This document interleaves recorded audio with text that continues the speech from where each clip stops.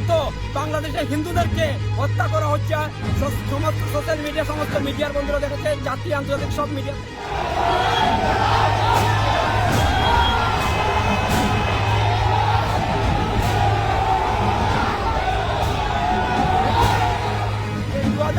ঘটনা ঘটেছে 2022 ঘটেছে, ক্রমাগত 2025, এই 25-এর মধ্যেও বাংলাদেশে হিন্দু সুরক্ষিত নয়।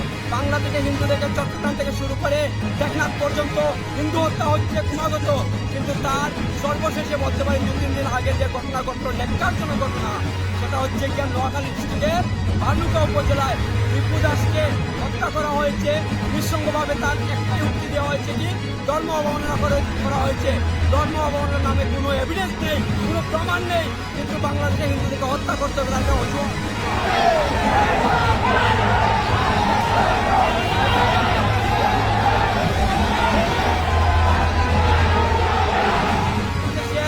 আখাউড়া বর্ডার পর্যন্ত আমরা যাব। বাংলাদেশের ইউনিট সরকারকে জানান দিতে চাই, বিশ্ব হিন্দু পরিষদ চুপ করে বসে নাই, ভারতবর্ষের হিন্দুরা চুপ করে বসে নাই। আপমর সনাতনীরা এই মিছিলে যুক্ত হয়েছে এবং যারা যুক্ত হয়েছে তাদেরকে আহ্বান করছি যুক্ত হওয়ার জন্য, কারণ পিঠ ওয়ালের মধ্যে লেগে গেছে, আর কত ধৈর্য ধরা যায়। এবার মুখপুর জবাব দেওয়ার জন্য বর্ষঙ্গল করা হয়ে গেছে, আর বর্ষঙ্গল যখন করা হয় ইতিহাস করে এটাই সাক্ষী হয় বিশ্বের